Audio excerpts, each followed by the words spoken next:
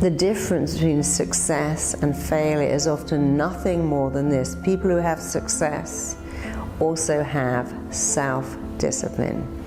Earn your reward. Tell yourself, I want this, want this, want it. I've chosen to work first, take the reward second. I've chosen to feel great about it. Everything peels back to how you think. Everything goes back to your thoughts, and that's very good news. You know why? Because your thoughts are yours to change. Many of my clients have come in across the years with problems of procrastinating. You know what? They all go back to the same thing, a fear of rejection. I'm going to write this book, produce this article, do something, but inside I'm really scared it won't be good enough. And the fear of failing, the fear of rejection is so bad. Instead of doing what I know I could do, I procrastinate and I never do it. You know when you never do it, you know why you never do it? Because it's easier to go, well, I coulda, woulda, shoulda, written that book, written that play, been on stage, got promoted, gone after the job of my dreams. But I had this problem, you see, with procrastination, and so I never did it. That is less painful than going, I went after my dreams, and they went, oh no, we don't want you. Oh no, we don't like that book. Oh no, that doesn't interest us at all. So it's a fear of failure and a fear of rejection. And the fear of rejection is really powerful because not that long ago, we could die from rejection. If you lived in a tribe and you didn't conform and they banished you or cast you out, you might die. And we have this primitive fear, I'll die if I get rejected. No, you won't. No, you won't. You'll bounce back and be stronger than ever. So first of all, understand what I call what lies beneath. What lies beneath procrastination is nothing more than a fear of being rejected, a fear of not being good enough. And if you have that fear, you're in very good company. It's the most common fear in the world. So now you understand it. Okay, I'm lying on the sofa watching Netflix and eating potato chips when I should be working on my business, working on my website, working on my talk, working on something I'm making. And I'm not doing it in case I get rejected. And then you tell yourself the truth. You know what?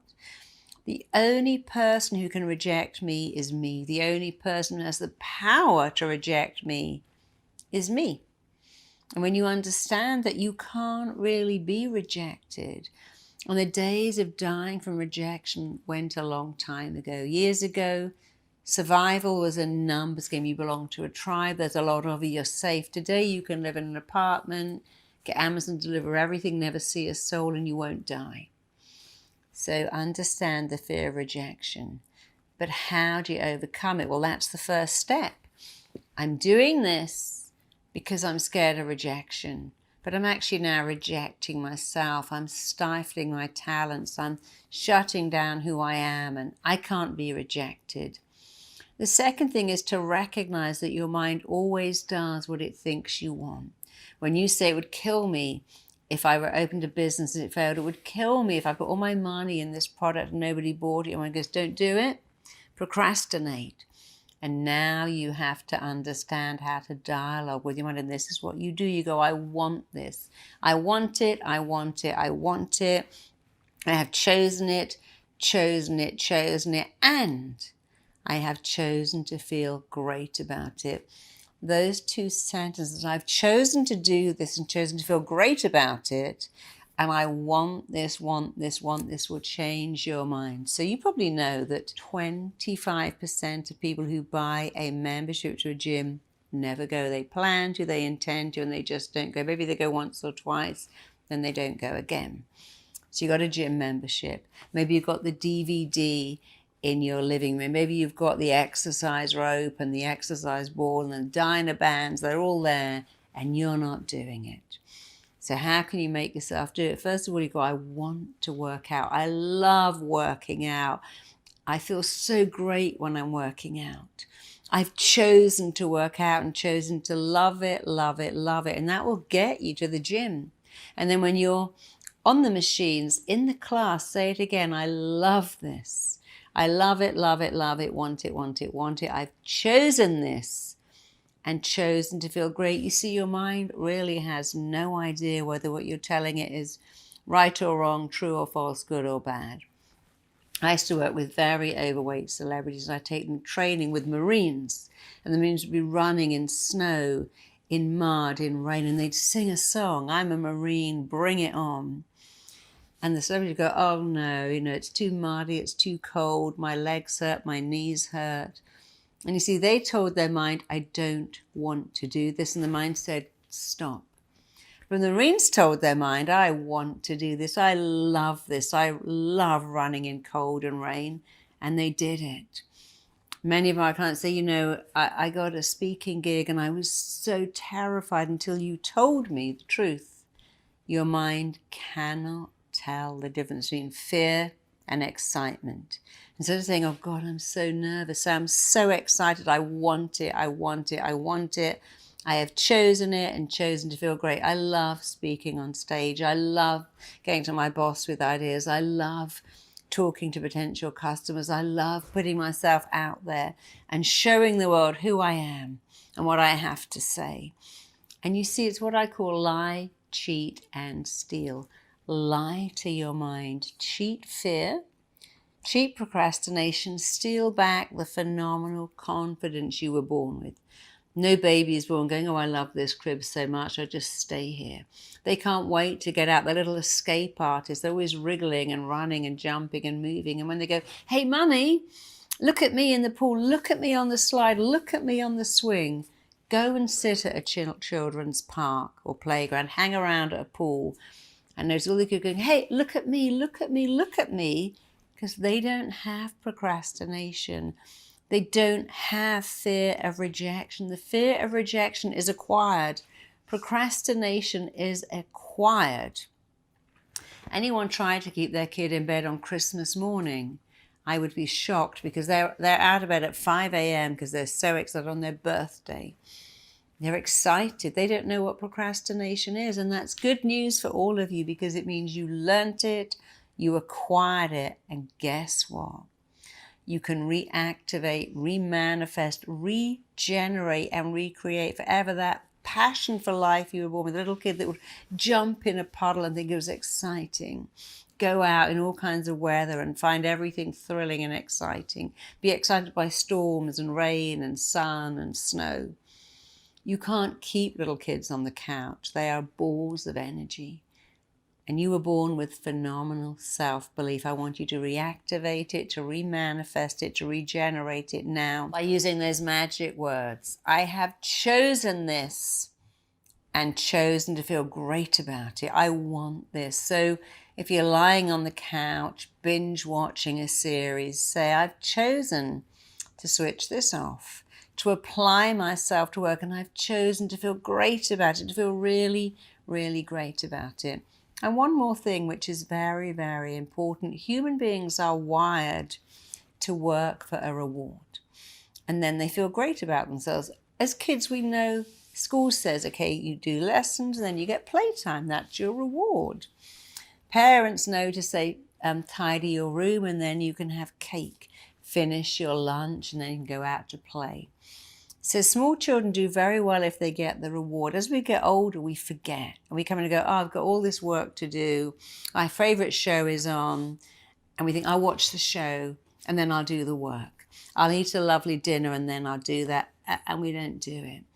And what I find immensely helpful is to remind myself of the reward. I'm going to make a yummy coffee, a great smoothie, and eat something yummy. But first, I'm going to earn that. I'm going to make a few phone calls I don't want to make, look through my computer and do a bit of stuff, and I'm going to earn that reward. And when I come in at night, it's like, oh, my favorite show is on later. It's Succession or something I love, Billions. But first of all, I'm going to do something I don't really want to do, make some calls, do some admin, and that's my reward. When I finish the calls, I'm going to watch that show.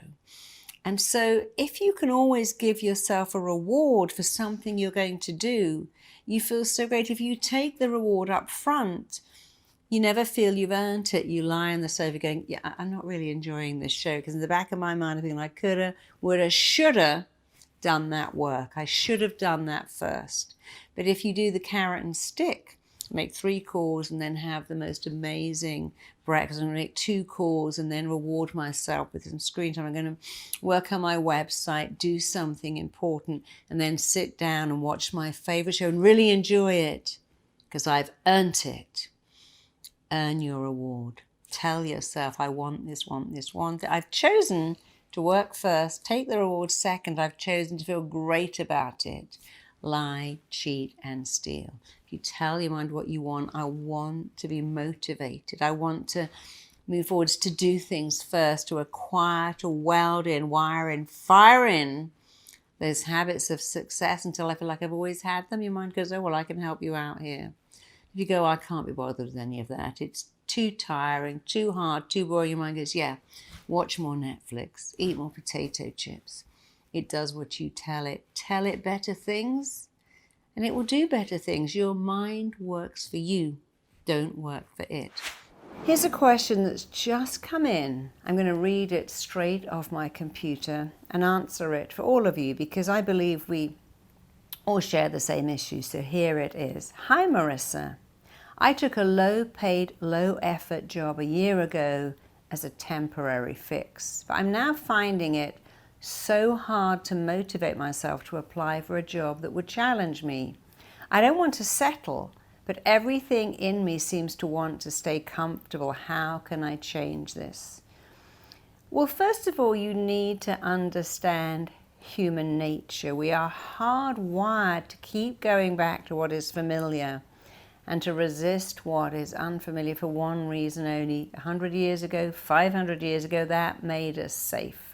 Imagine you lived in a fort on a prairie. You weren't going to wander off and try and meet some other people because they might kill you. So our mind fears change. And we fear change for several reasons. First of all, what if I change and it should change for the worse? What if I can't control the direction of change in my life? And we settle in a relationship, we settle in a career. I don't love this job, but hey, what if the next one is worse? What if I lose all the benefits I've built up in this job? So you need to really start to dialogue with your mind and understand what you're doing. I tell people all the time, because it is so true, to understand your mind, understand this. Your mind does what it thinks you want it to do. Every time you say to a friend, well, you know, the security's good and I like getting holiday pay and I don't love this job, but it's really easy, it doesn't challenge me. You're telling your mind, actually, I want to stay where I am. You're finding it hard to motivate yourself. Here's a classic mistake people make. They believe that motivation will appear. One day they'll wake up motivated. That simply isn't true. In order to be motivated, you have to take action. Action comes before motivation. Motivation doesn't come before action. The good news is you said that you actually don't want to settle, but you want to stay comfortable. Here's some advice. I want you to make what is comfortable uncomfortable and what is uncomfortable comfortable. So look at what you're saying. I'm comfortable. I'm safe here. It's safe, it's comfortable, and you need to decide that that's not good enough. Imagine 10, 15 years down the line, you're still in this safe, comfortable job. The fact that it's safe and comfortable make it uncomfortable. So you need to decide, okay, what kind of job do I want? Start exciting your imagination. What would make my heart sing? What would challenge me? What would make me grow? What would excite me? What would I be proud of saying to my friends and kids and family I am doing for a living? As you begin to excite your imagination and really make that a goal, you'll start to think of ways to go out and find that job. So often we resist change in case we're not safe. But it's not enough in life to be safe. You need to be challenged. You need to take a risk. Here's the truth. The only risk in life is never taking a risk. That's the biggest risk of all. So remember, you fear what's unfamiliar. That's normal. And here's how to overcome that so well. You need to start dialoguing with your mind. Hey mind, I want to make applying for a new job familiar. I want to challenge myself, to stretch myself, to do something out of my comfort zone. And I want to make that familiar, super familiar, so familiar. And I want to make settling really unfamiliar and even uncomfortable. Because what you're doing is you're reversing it. I'm comfortable staying where I am. Why don't I start thinking about that as really uncomfortable? Life is too short to settle. Life goes by so fast. You want to look back and say, gosh, I'm so glad I left something comfortable, stepped outside my comfort zone and found something that challenged me. And when we talk about settling, we often go, well, I'm just lazy. I'm just not motivated. I just haven't got it in me to do something about it. And when you give yourself these labels, you cause yourself to feel shame. You're not lazy, you just haven't really fully understood that you are directing your mind and telling it you want to stay put when actually you do not want to stay put at all. So don't ever say, I'm lazy, I'm stuck, I just don't have any motivation, frankly, I can't be bothered, I just don't have the skill set to change. It's too much effort to change. Never do that. Every word you say is a blueprint that your mind and body start working on and acting on to make real. I'm lazy. If you say that enough, you'll start to act and react as someone who is lazy. You're not lazy. You just didn't know until right now how to dialogue with your own mind, to be motivated, to be directed, to be passionate, to be excited about change and willing to do what it takes to change. So forget about what you haven't done until now. The past is gone. You're now in the present. And if you make the present and the future exciting, you will move towards it like a laser. So focus on what you need to do. How can you excite your imagination to find applying for a new job compelling and something that you must do that is irresistible? What language can you use? What images can you look at? Look at the kind of job you want and go, I'm doing that. That job has my name on it. How can you build the confidence to go for interviews? Well, these are steps that you can do when you decide. Decision means to cut off from decide, to stop labeling yourself as lazy, to stop using the word comfortable and unmotivated and use opposite words. I'm motivated, I'm energetic, I'm dynamic, I'm committed, I am changing my career. I'm so motivated to do that and I will do whatever it takes you. When you say those words, your mind has such a clear picture and it will move you towards what you want and it will do it very quickly. So now you know what to do. Go out and get a great job that stretches you, motivates you, excites you and makes you feel good about yourself. So here's another question. Hey Marisa, I started working for myself a few months ago, but I struggle to start early in the morning and I tend to slack if I know that nobody is checking up on me. Why have I suddenly become lazy? Well, you see, something that really helps you go after your goals is to understand that to get what you really, really, really want requires you to do what you don't want to do. I want to have a six-pack, so I've got to go to the gym and really put myself through painful sit-ups. To get what I want, the six-pack, I've got to do what I don't want, which is working out. To get what I want, running my own business, I've got to do what I don't want. I don't want to get up early, but I do want a super successful business. So you need to start really turning your mind on by, I want this so much, I will do whatever it takes.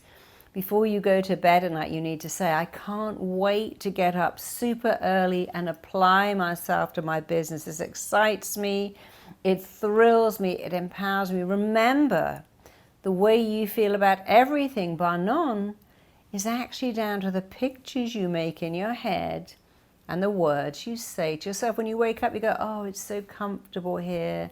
I need another hour. I want to stay in bed and then look at my phone and mess around. To do that, you have told your mind you want to do it. And now tell your mind other things. I love jumping out of bed early. I never feel right until I'm applying myself to my business. When I get up early, which I do every weekday, and apply myself to my business, I feel fulfilled. I feel motivated. I feel amazing. I've written several books, and I had to go, there's nothing I want more than to get up and write that book. That wasn't even true. Of course, I wanted to stay in bed and drink a cup of coffee and lay there, but I understood, and you must too, that your mind doesn't even know if what you tell it is true or false, helpful or not helpful. And you have the power to say things, I want this, I've chosen it. Imagine if you were a Marine. You wouldn't go, oh, I don't want to run, it hurts my knees, I'd rather be at home. Marines sing, bring it on, I can do this, I'm a Marine. They are constantly having a dialogue with their brain that goes, I want it, I love it. And even though it isn't true, the most amazing thing is it becomes true. So imagine if you were a super successful, dynamic business person running your own business, what would you say to yourself every day? I can't wait to get started. I'm excited to get going. Wake up and have your alarm clock play that song by the Black Eyed Peas. Let's get it started in here, because that sends a message. I'm ready. I'm excited. You see, we so often just fail to understand that the way we feel about anything is down to the words we make. And all we have to do is change those words. That sounds simple, because it is simple. And when you change the words, you stop resisting. See all these kids who can't get out of bed. On Christmas Day, they're up at 3 a.m. because they have a different thought. Gifts. There's gifts downstairs. I want to wake up. You can't get your kid up except the day you're going on holiday or on their birthday. So look at the times you've leapt out of bed early and think, what was going on then?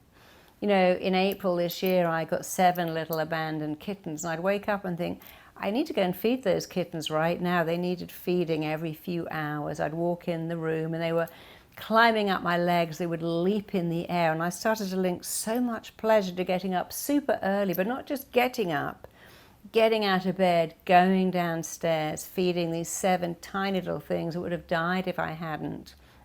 And that was very different. They're not kittens now. I don't have to do that.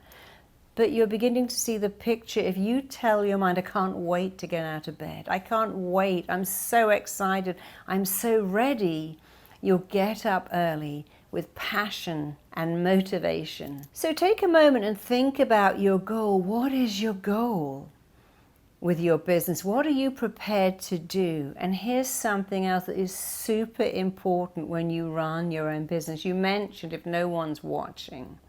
You see, we so often like a boss. My boss is watching, my boss is assessing. My boss comes up and goes, hey, well done, you did a great job today. But many of us work for ourselves. There is no boss. And you have to build your own praise muscle, your own assessing muscle. You may need to get someone you can be accountable for, an accountability buddy that you speak to every week and say, hey, I did this and I did that. When I was getting my first book published, I got an accountability buddy, accountability group, and funnily enough, they were called my peer group, great name. And I had to account to them every week, and that made me finish that book. When it's so easy to go, oh, I'll do that later, I'll just delay it a little bit. When you have to account to someone, it stops you being lazy. So you can imagine people are watching. You imagine your clients, your customers.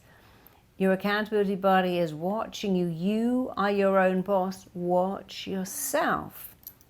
When I'm doing therapy with clients, I occasionally imagine I'm being watched by an audience.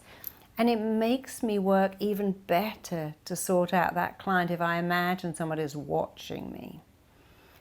And that's something anybody can do. So do that now. Be accountable to yourself and say, I have decided to be the very best, to do whatever it takes, and to imagine I am being assessed, and I like being assessed, and it will make you work better. Here's another question that is so applicable to so many of us. Hey Marissa, I can never motivate myself to do important tasks like tax returns, insurance renewals, or even getting my car fixed. It's got me into difficult situations at times.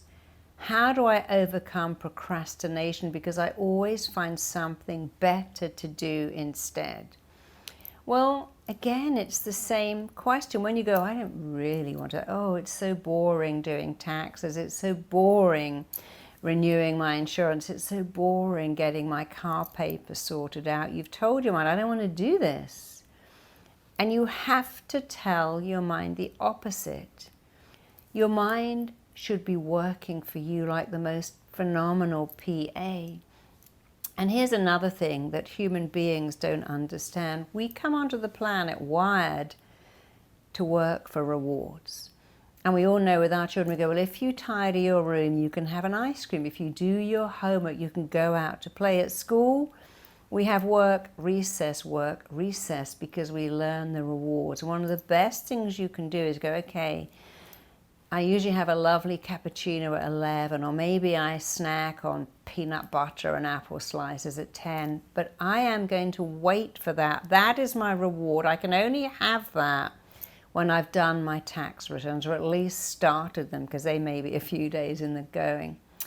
Maybe you're going to call a friend or watch something on television and you say, that is my reward. When I have done my tax returns, I reward myself with a gorgeous lunch, a wonderful snack, a bit of screen time, calling a friend, watching a favorite movie. Now you have wired yourself to get a reward. And human beings work really well when they have a reward. When you go, well, you know what, I've got to do my taxes. I'm just going to have dinner, call my friend, take some screen time, then watch my favorite film, and then I'll do my taxes. You and I know that you won't do them because you just took the reward before you did the chore, and now there's no point in doing the chore. And once you start to wire your mind to delay gratification, to take simple things as a reward, it becomes really, really exciting. Often we wake up and think, I don't want to get up. Oh, I've got this amazing yogurt in the fridge. I need to get up and have that for breakfast. Sometimes that excites us. And because that's a part of human wiring, you can use that to your benefit. So think of the things you don't really want to do and say, I want to do them. That feeling when I've sent off my tax return is amazing. That feeling when all my insurance is done, well, I feel secure and safe and proud that I did it. And I reward myself for every little chore. When you do that, you cannot help but become a winner, because delaying gratification, delaying the reward, rewarding yourself after an event and not before, is one of the marks of very, very successful people. They all do that naturally or unnaturally, and you can too. I had to learn that, and you can learn it, and when you learn it and apply it, it will absolutely change your life. See, nobody really wants to tidy up their closet or clean their house or even empty the dishwasher. Sometimes when I'm going to bed at night, I think, oh, I've got to stack the dishwasher, but it makes my husband really happy when he wakes up and it's all done, because we have a thing, I fill it, he empties it. If I don't fill it at night, he's not going to empty it in the morning. And so I link pleasure to that. And it becomes so easy to link pleasure to things you don't want to do, because you can choose. See, some people link pleasure to putting a needle in their arm, to having tattoos. Some people link pleasure to long-distance running. You can choose anything. You could link pleasure to lifting really heavy weights that hurt you or not. That is one of the amazing things about human beings. We're the only creatures who can choose what to link pleasure. I can't put my kittens in a bath, go, isn't this great? The bubbles, it's all Joe Malone. They are wired to hate water. But I can choose, and you can choose. And when you choose what to link pleasure to, your life will be extraordinary. So start right now, because I can only tell you the truth. It works. And what's more, it always works. And it works really fast too. Discipline is something you acquire. It's like a muscle. If you work it, it gets better. So I'm going to tell you some absolute secrets of people who appear to be naturally disciplined. They're not. I've worked with many, many Olympic athletes. They don't go, yay, it's snowing, I'm going to get up and go out and train today. They have to keep saying, I want that Olympic medal, and this is the price I'm going to pay to get the Olympic medal. So before you begin to adopt self-discipline, take a minute and think, what do I want? What do I really, really, really want? And then answer another question, what price would I pay to get what I want? Do you want a great relationship? Well, you have to go out. You can't sit at home. You've got to go out and interact with people. You want a great job? You've got to go for some interviews. But there are some actually keys that very, very disciplined people have, and here is the most important one, and this would change your life if you do it. And I had to make myself do this. It was not natural at all. You must do what you don't want to do first. People who are hugely successful do this. They do the thing they hate first of all. I worked with somebody who was morbidly obese, and I said, you know, you have to work out. When I hate working out, you know, I'm heavy, it's really uncomfortable. I said, no, not only have you got to do it, you got to do it first. And I had to do that too. You see, if you don't like going to the gym and you go, I'll go later, then something happens, the phone rings, you eat something, you think, oh, it's too late now. When you go first, you think later, oh, I've been, I went to the gym first. I feel like a winner. You've got to make a very difficult call. You've got to ring someone who owes you money, or confront someone that you don't want to confront, and you wait. And all day it's hanging over your head, making you feel so bad. But when you do it first, you feel like a winner. Because people who have discipline do this. They do the thing they do not want to do first. And I want you to start saying that. I was giving a speech recently, and the guy who came on after me said, you know, I kept hearing a voice in my head going, Marisa said, do what you don't want to do first. He said, that has changed my entire business life. And all my staff remember that too. What do we not want to do? What's the worst job? Let's do that first and get it out of the way. So that is secret one to having incredible self-discipline. Tell yourself, make yourself do what you don't want to do first. And of course, in the beginning, this will be what you do, but you know what will happen?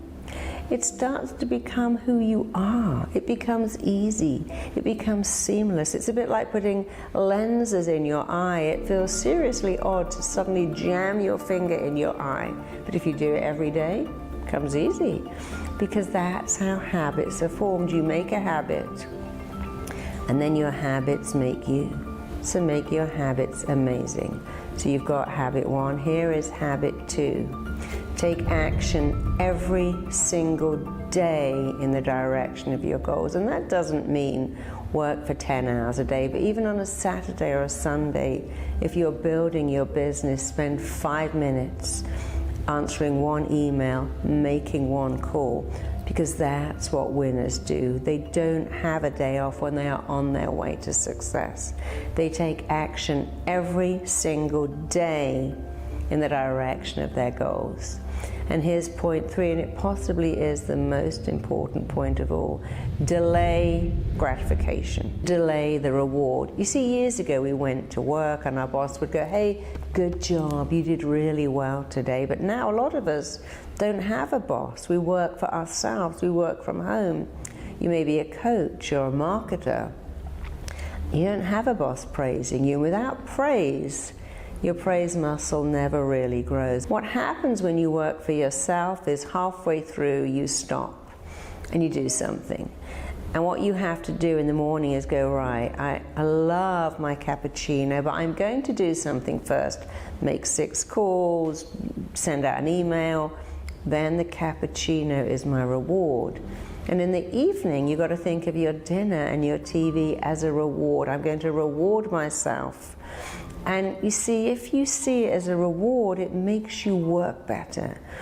It's a big problem that we take the reward first. I'm going to eat that, have a nice dinner, and I'll do all the other stuff later. And you know what happens? Later never comes. So you have to now do what we naturally do as parents. We say when you finish your homework, you can go out to play. At school, you have work, and then playtime. A parent will say, tidy up your room, and then you might have ice cream. So we are naturally wired to take the reward after the work. But what's happened is we now give ourselves the reward before the work, and then we don't feel any inspiration to do the work. So I promise you, if you adopt these 3 habits, it will change your life. Do what you don't want to do first. Take action every day in the direction of your goals, no matter how small the action is. The smallness doesn't matter. What matters is you are wiring your mind, coding your mind, firing into your mind the habits of natural winners. And then you'll be a winner. And who cares if it's unnatural? That's not important. And point 3, of course, is delay gratification, delay your reward. When I was writing my first book, it was quite time consuming, and then my publisher rang me up and said, you know what, we're bringing the date forward by a whole month, like a whole month early. I was finding it really hard to finish it, and for that month I couldn't read a paper, I couldn't watch a movie. My favorite series happened to be on at the time, and I had to record it every day. I couldn't watch it, and I kept thinking, when I finish this, I'm going to take the whole day off, I'm going to binge watch that whole series. I had a little bag full of all the magazines and periodicals that I couldn't read, but I finished it because I kept thinking about that reward. And then I did take a day and watch everything I hadn't watched, read everything I hadn't read. And all my friends rang up and said, you must feel so great, you finished your book. I went, yeah, but you know what? I kind of miss it, actually. I'd really got into that discipline of getting up, writing, working. And that brings me to one more point I hadn't mentioned, and this is also very important. When you're doing that work, praise yourself. You know, when I wrote my book, I had to keep saying, this book is amazing, this book is phenomenal, everyone is going to love this book. That may sound incredibly arrogant, but imagine if I'd said, oh my God, this book's not very good, in fact this bit sucks, and what if nobody likes it, and what if nobody buys it, what if, oh my God, it doesn't even get a mention. You see, the way your mind works is it believes everything you tell it. Your mind can't really future pace, and if you do anything saying it probably won't work. Imagine you go on Tinder going, oh, I'm just going to get ghosted. I know that's going to happen. No one's going to want me. I'm going to open a business. No one's going to buy my product. I'm going to be a coach, but no one is going to want to be coached by me because I don't have enough experience. Your mind cannot tell the difference between fact and fiction. What you tell your mind is real, as far as your mind is concerned. If you say it, it's true. And that's why when I wrote my first book, I said, this is amazing, this is phenomenal, this is extraordinary. When I got it back and I read it, I thought, do you know what? It's actually not. I can really see in the first 3 chapters that I'd never written a book before, but then I could see after the first 3 how it picked up. But no one else seemed to see that because it was indeed a bestseller. I always imagined it I used to tell my little girl, one day you're going to see Mummy's book in the front of this bookstore. And that's exactly what happened. And we took pictures because I could see it, and if you can see it, you can achieve it. So do that too when you're doing any task. Even if you're going to the gym and doing 300 sit-ups or the plank, don't go, oh my God, this is painful. Go, I love this. My body loves it. My body loves every sit-up. My arms love the plank. My spine loves this. When you're eating food, tell yourself, my body is digesting this. So remember to praise yourself, because these 4 things combined will give you phenomenal, incredible self-discipline. And self-discipline will change your life. And you know what's also amazing? When you adopt and embrace and pick up those 4 habits, at the end of every day you'll have this great feeling, I earned this, I deserve this, I'm worth it. So many of us walk around with a different belief, I'm not worth it, I winged that, I don't really deserve that. I don't deserve the praise. I don't deserve the recognition. I've worked with many, many, many international rock stars, and they have a great ability to destroy everything they've created because they say this, but you know, I wrote that song in 5 minutes. Someone said, write a song about pain. I dashed it out, got millions of pounds, but I didn't really feel I earned that. And you know what I did? I got rid of it all. And I see that time after time after time again. But when you feel you've earned it, then you can keep it.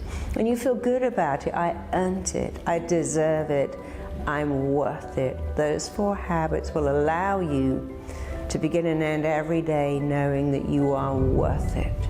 Worth it is very different to worthless. Be worth it by embracing those 4 habits of self-discipline. Own them, adopt them. If they're unnatural, say, well, I'll just keep doing this until it becomes natural. You know, come on. Peeing in the toilet wasn't natural once. Feeding yourself wasn't natural. But it became natural over time. And that's exactly what self-discipline will do for you.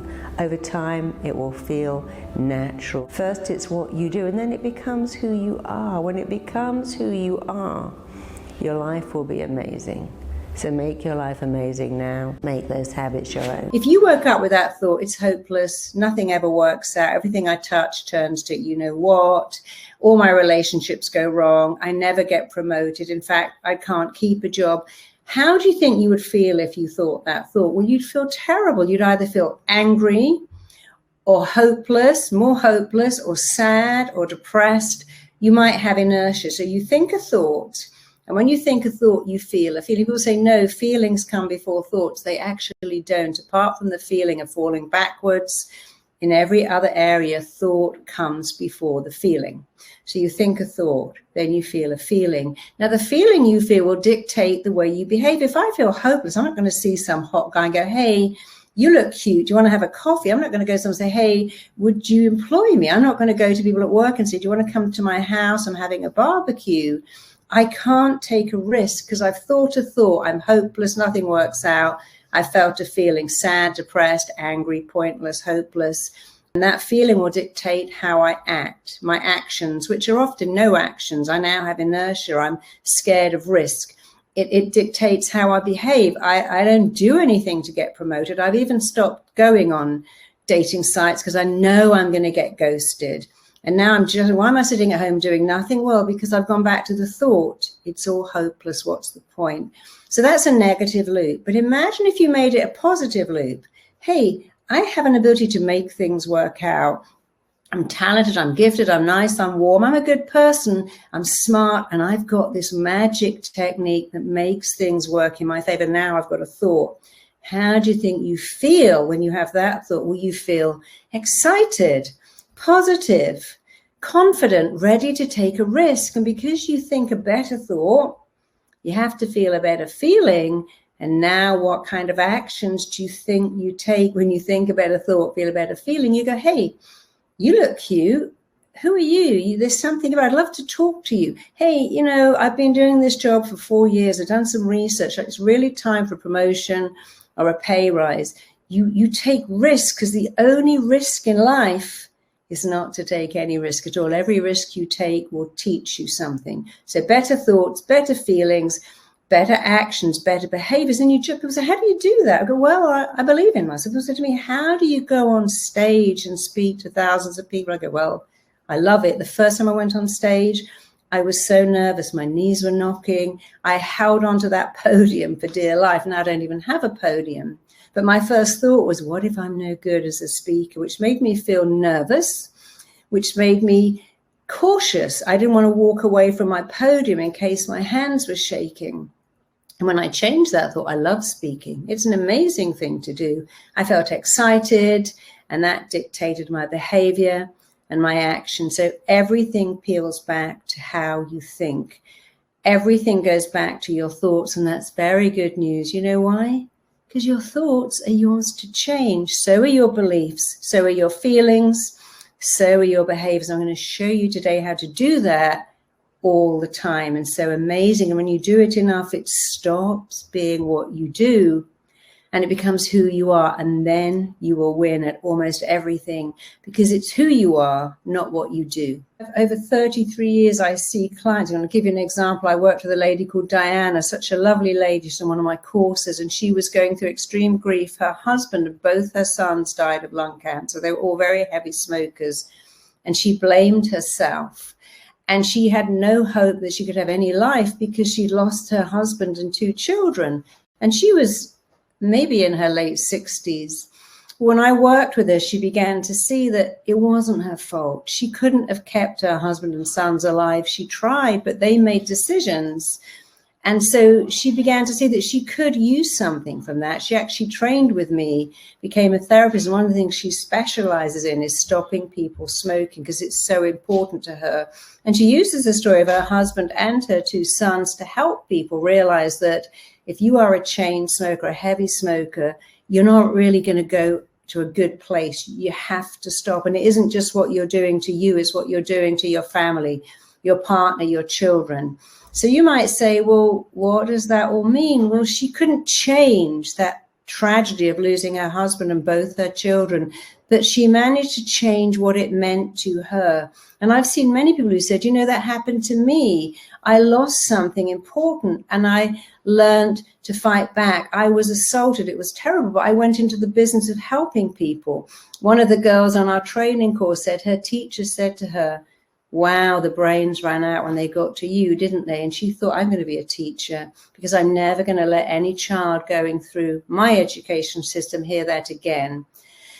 And, for me, I had a situation. People think I've had a charmed life. Well, I almost have, but I had a situation, gosh, I don't even know how many, it must have been at least 16 years ago, where I lost a baby. And then the person I was with left me because he couldn't deal with the fact that we'd lost this baby. And then I got fired from a television job I had that I loved. It was a lot of loss, a baby, a partner, and a career that I loved. One part of my career, but it was being on this television show that I loved.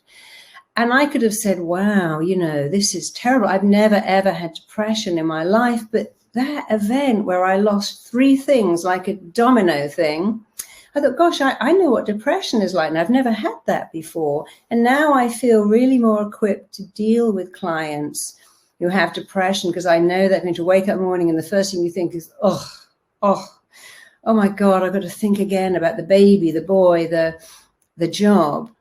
But I decided to help other people that felt like that. And that's when I wrote one of my books, Trying to Get Pregnant and Succeeding, because I felt so, when you're depressed, you go so in yourself. And the last thing you want to do is go shopping or go out. So I thought, well, I'm at home, I'm feeling a bit lost, let me write this book.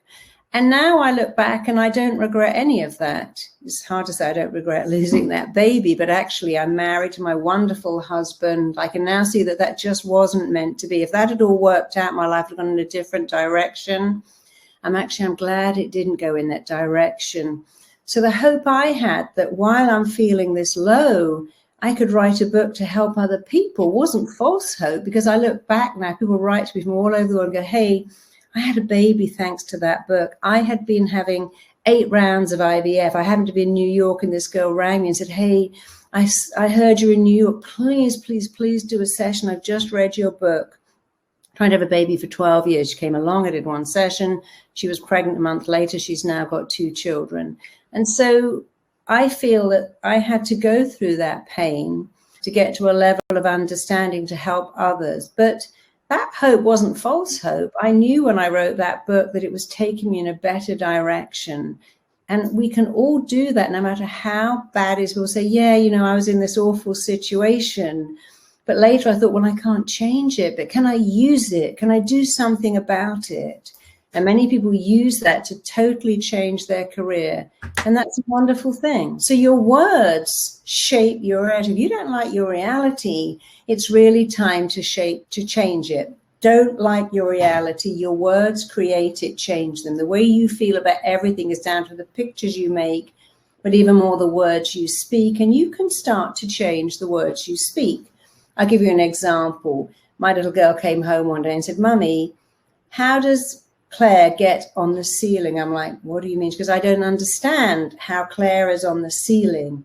And Claire was her friend's mum. And she said, because she's always saying she's going to go up, the wall. Now I met Claire. Claire was super stressed. I said, Claire, when you keep using this, if you get peanut butter on the fridge, I'll go up the wall. If you get crayon on the carpet, I'll go up the wall. You're actually future pacing. What you're saying is, if you do the things that normal kids do, I will lose my mind and go up the wall. And when I had a little girl, nobody loved having a baby more than me, because I was sort of could never, ever, ever have children. Ever. It wasn't possible. I couldn't get pregnant. And if I did, I would never carry one. But I did. And I noticed, a lot of my friends, they say things like, oh, my baby's killing me. Oh, I'm going insane with tiredness. Oh, this is so stressful.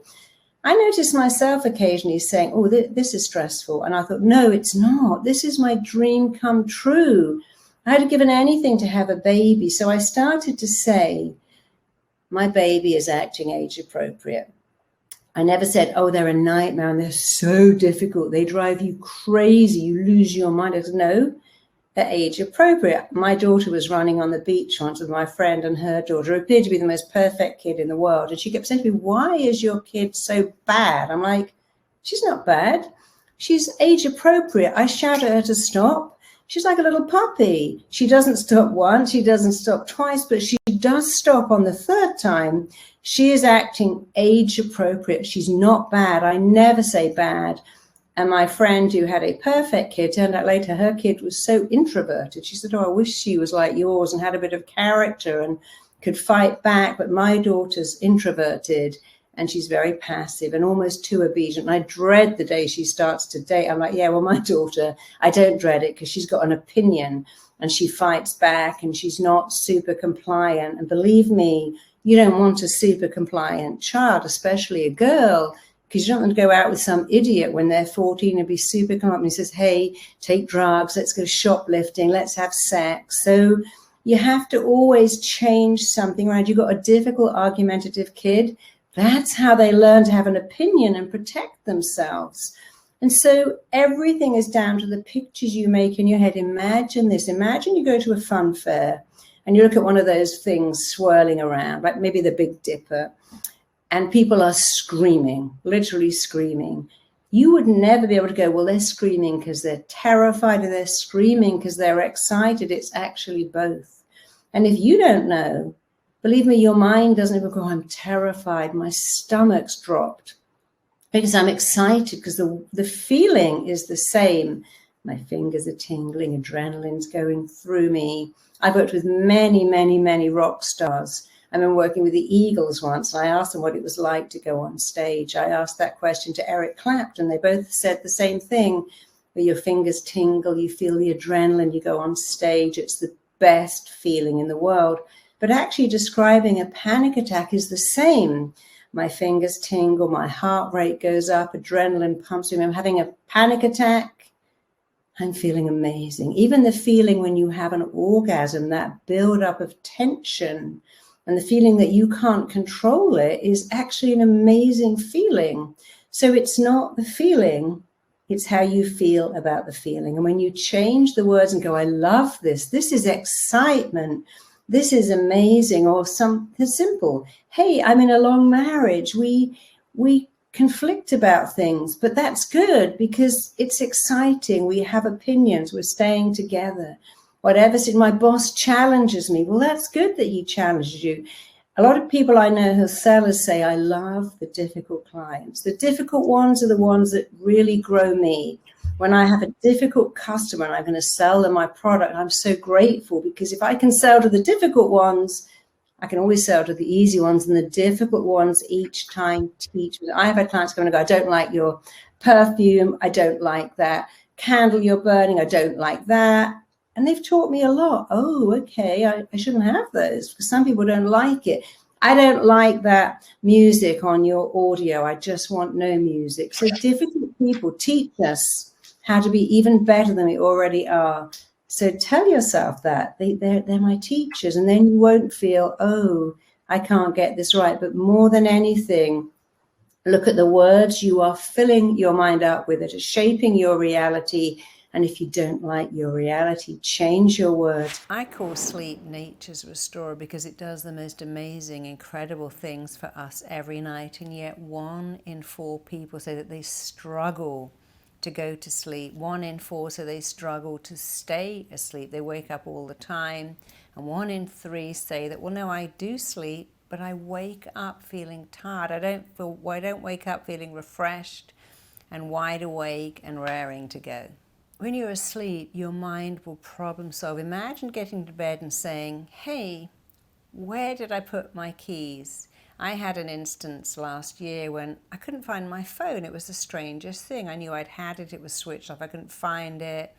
I went to bed and I woke up. And as I woke up, I had a vision. I remembered I'd stuck it on the tripod to film something for YouTube.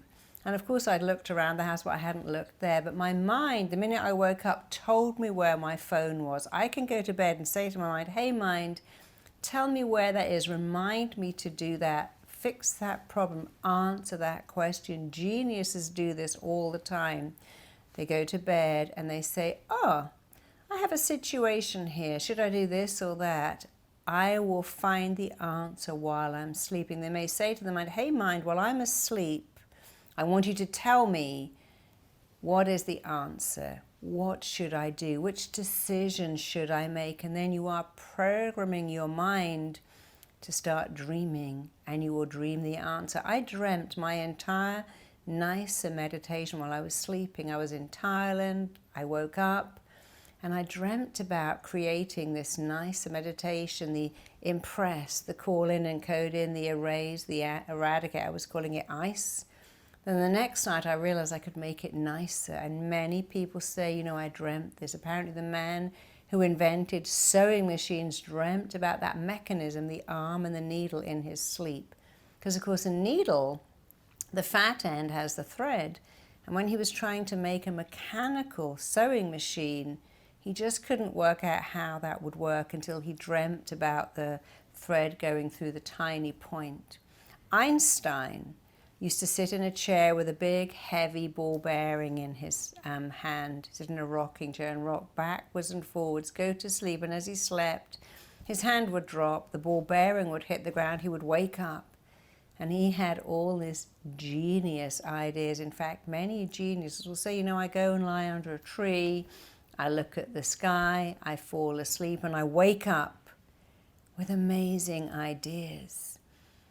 So you need to be able to harness that too, to make sleep your very best friend, to be like Einstein, to problem solve in your sleep, and even more amazing, to come up with incredible ideas, genius ideas, to create, to use your imagination while you are sleeping. So people have often got sleep all wrong. They go, I need to go to sleep. Well, that's very confusing to your mind. When you get into bed and you pull the cover and you turn off the light, you're not going anywhere. Nobody's going anywhere.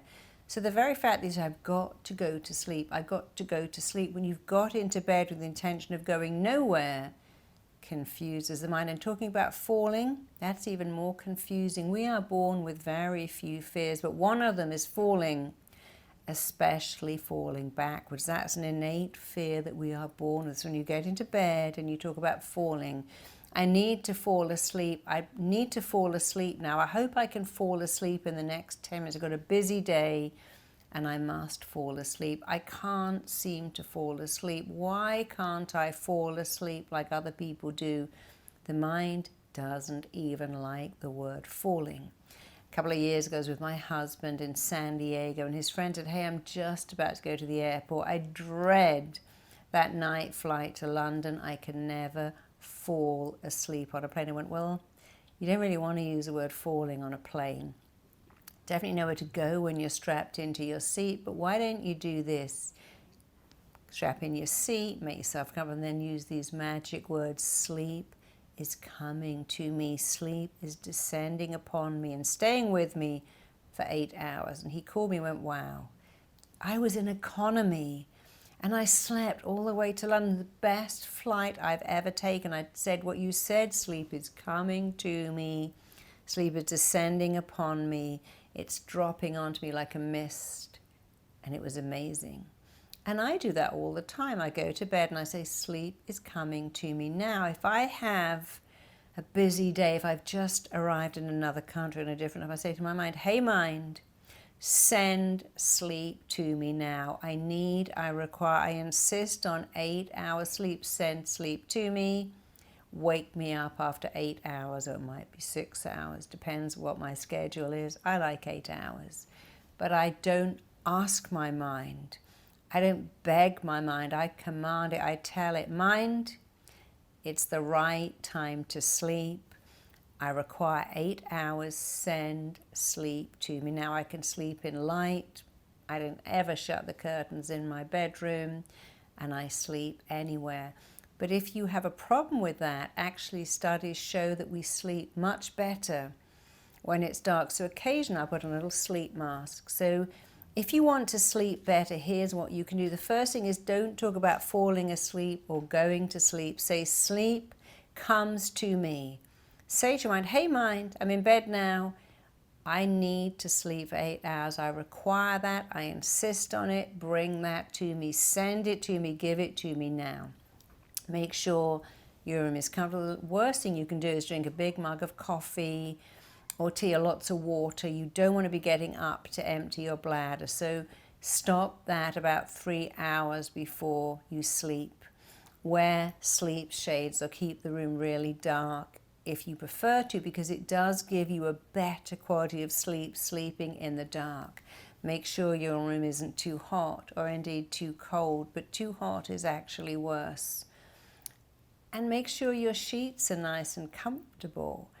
And that's all you have to do. You don't have to have a completely silent, soundproof room. You'll notice people asleep on planes, asleep on trains, asleep in cars.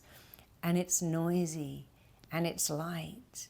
But if you decide to let sleep come to you, to use those words, I'm in my bed, I'm so relaxed, and sleep is descending upon me like a mist, and it's carrying me right through until my required wake-up time in the morning, because that might change. You can say 6 a.m., 8 a.m.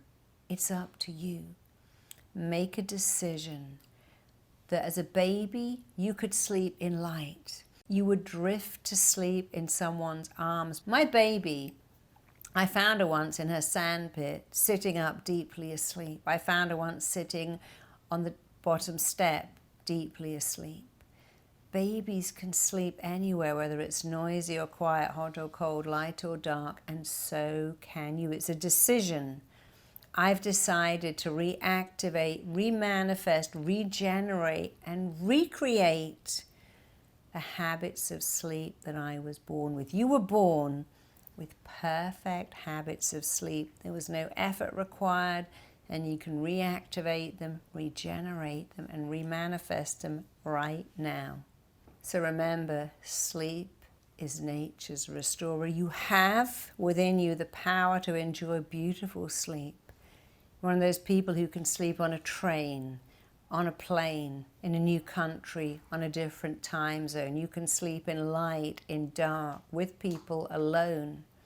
Don't allow yourself to say, well, I can't sleep where there's a clock in them. I can't sleep when someone snores. I can't sleep in a new place. You can sleep anywhere when you give yourself the right words. Remember, it's a choice. Check out my next video here. The way you feel about anything at any time is down to two things: the pictures you make in your head and the words you say to yourself. And number one habit to stop you being successful is waiting for perfection.